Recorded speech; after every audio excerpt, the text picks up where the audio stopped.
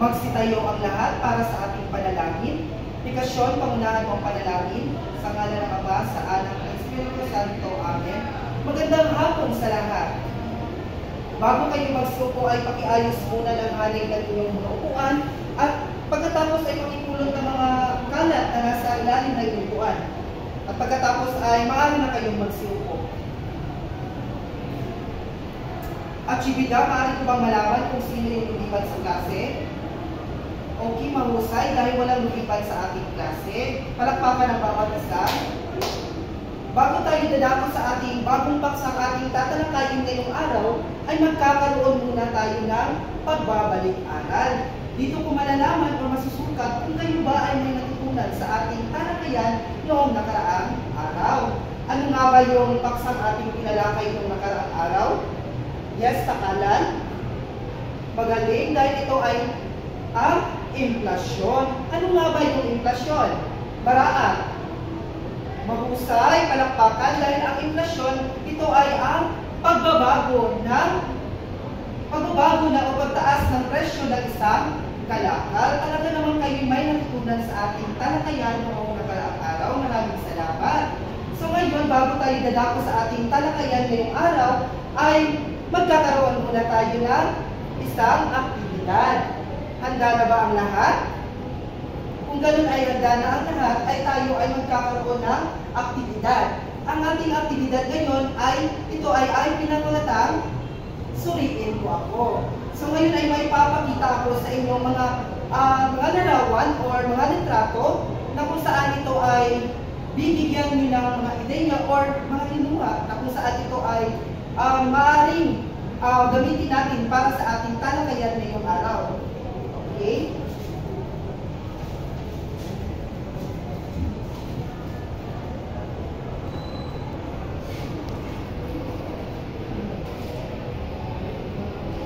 Yan. So, batay sa inyong mga nakita sa pisara ng mga litrato, ano-ano kaya ang mga ideya nyo inuhan nyo batay sa mga litrato na nasa pisara? May mga ideya ba kayo? Yes, datahan. Okay, ito ay mga kababaihan. Ano pa? Ito ay mga legal na tradisyon. Ano pa? Okay, mahusay. Dahil ito ay ang mga ginagawa ng isang kababaihan.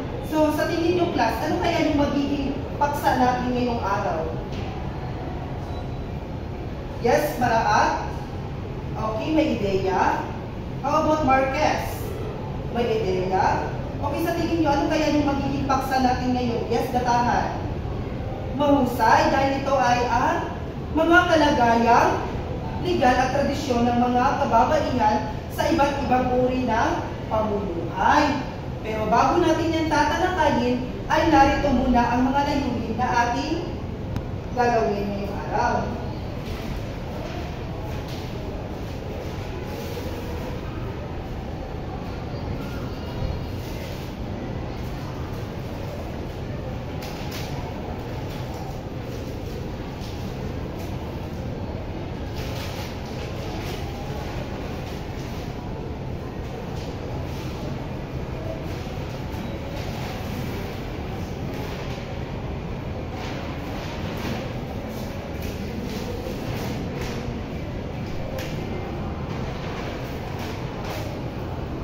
Ang paksang ating tatalakayin ngayong araw ay tungkol sa mga kalagayang legal at tradisyon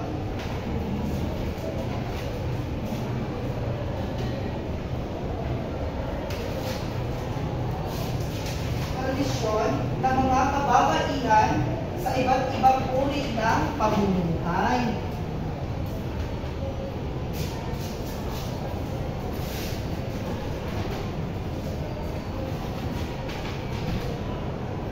Bago natin pagpatuloy sa ating diskusyon ay narito muna ang mga layunin upang tayo ay gagabayan sa ating tatalakayin paksa ngayong araw. So makibasa na lang sabay-sabay sa unang layunin. Una ay ang masusuri ang mga kalagayang legal at kondisyon ng mga kababaihan sa iba't ibang uri ng pamumuhay. Pangalawang layunin na itatanghal ang iba't ibang gampanin ng mga kababaihan sa iba't ibang lipunan sa Asya.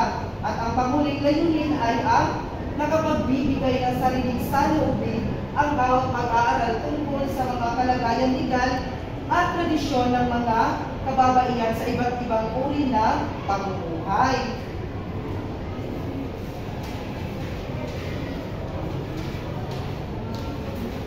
So ngayon ay ating tatalakayin ang mga kababaihan sa iba't ibang lipunan sa Asya. So, sa lipunang Mesopotamia, ito ay sa lipunan ito ay ang mga kababaihan ay nasa mababang uri ng trabaho ang kanilang ginagawa. At sa lipunang Hapones naman ay ang mga babae sa panahon ito ay mayroong pantay-pantay na karapatan sa pag-aasawa, edukasyon at pagkakaroon ng ari-arian. At ang sa lipunang ito naman ay ang mga babaeng Indo ay pinagbabawalan na lumabas nang walang takip ang buka.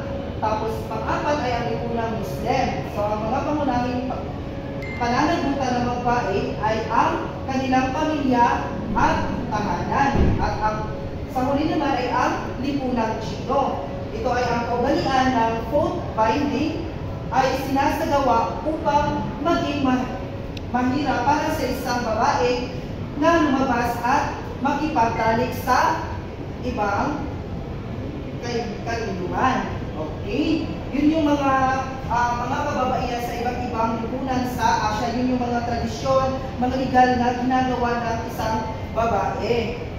So ngayon, sapagkat kayo ay natuto na sa ating diskusyon, baka bago-bago lang, may mga katanungan pa kayo batay sa ating diskusyon. Sapagkat wala na kayong katanungan, ngayon ay dadako na tayo sa inyong pangkatang gawain.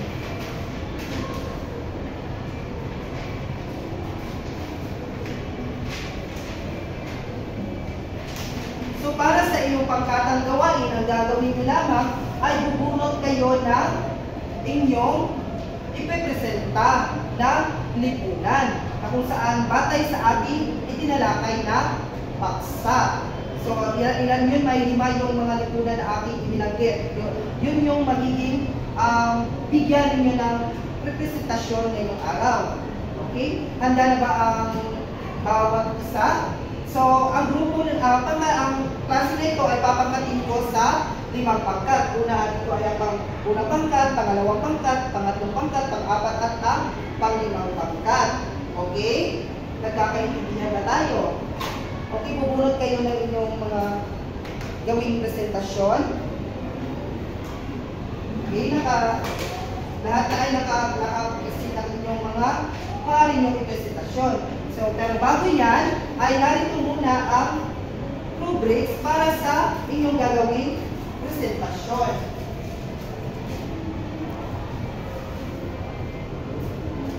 Okay, pakibasa nga na sabay-sabay. Inalaman isang 30%, kasanayan, pagsisikap at kooperasyon, dating sa manunood, boses, ito ay may kabuuang 100%. So, ngayon ay bibigyan ko lamang kayo ng 10 minutos upang ipresenta ang inyong mga gawaing aktibidad. Okay, para sa unang pangkat, maaaring nyo ipresenta. Sa pangalawang pangkat, pangatlong pangkat, pang-4 na pangkat, pang-5 pangkat, okay, mahusay dahil kayo ay nakapagpresenta ng inyong mga pangkatang gawain. So maraming salamat, palakpakan ang bawat isa. Para sa inyong mga nakuwang marka, sa unang pangkat ay nakuha sila ng siyam na porsyento. Para sa pangalawang pangkat, siyam na 5%. Para sa pangatlong pangkat, 85%. Sa pang-4 na pangkat naman, 80%. At sa panghuling pangkat ay 87%. Sige, palakpakan ang bawat isa. Ngayon, sapagkat kayo ay natuto na sa ating diskusyon kanina, at kayo ay nakapagpresenta ng nasabing aktibidad batay sa ating diskusyon, ngayon ay magkakaroon tayo ng isang maikling pagsusulit. So dito ko malalaman kung kayo ba ay may natutunan sa ating talakayan ngayong araw. Okay, handa na bang lahat? Pakikuha ng isa't kalahating papel para sa inyong gagawing pagsusulit sa likod.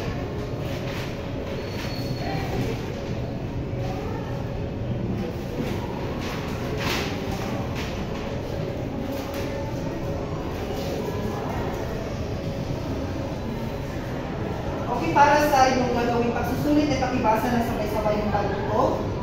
Tukuyin kung saan ang bibilang ang bawat katanungan. Sulat ang tamang sagot sa katlang bago ang numero.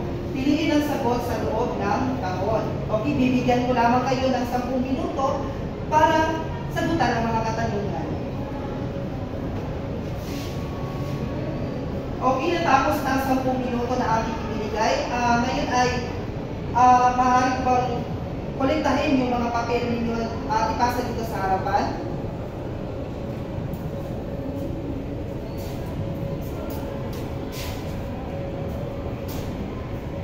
Okay, lahat ng mga papel ay nandito na sa harapan.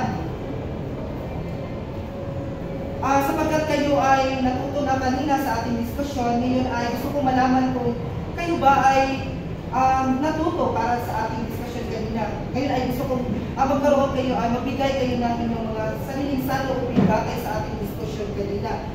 May mga katanungan ako sa inyong class. Bakit kaya mahalagang pag-aralan ang mga kalagayang, legal at tradisyon ng mga kababaihan sa iba't ibang uri ng pamumuhay? Yes, pakalan. Okay, mahusay sapagkat ito ay naging gabay natin, di ba? Sapagkat ito ay nagbibigay sa atin ng mabuting gawain. Kumbaga, yun yung magiging batayan natin bilang isang babae. Sa pangalawang katanungan ko, sa inyong palagay, bakit kaya ginagawa ng mga kababaihan ang mga ganitong mga gawain katulad na lamang ng mga ginagawa ng mga kababaihan sa lipunang Asya? Datahan?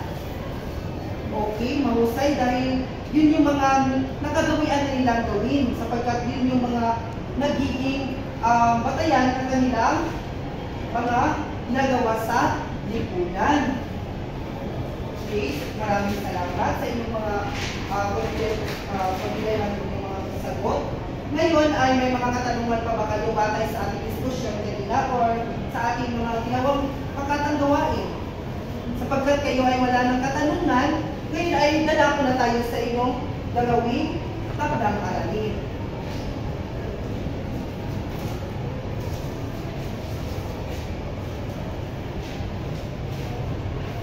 Okay, pakibasa lahat sa ating panuto para sa inyong gagawing takdang aralin.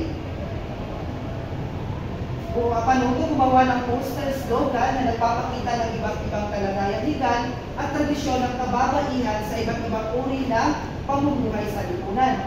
Iguhit ito sa isang malinis na papel. Pero bago yan, bago niya gagawin ay narito muna ang pamantayan sa pagmamarka ng nasabing takdang aralin. Upang kayo ay gagabayan sa inyong gagawing takdang aralin. May mga katanungan ba kayo batay sa inyong gagawing takdang aralin? Okay, kung wala na, ay dito na nagtatapos ang ating talakayan at maraming salamat.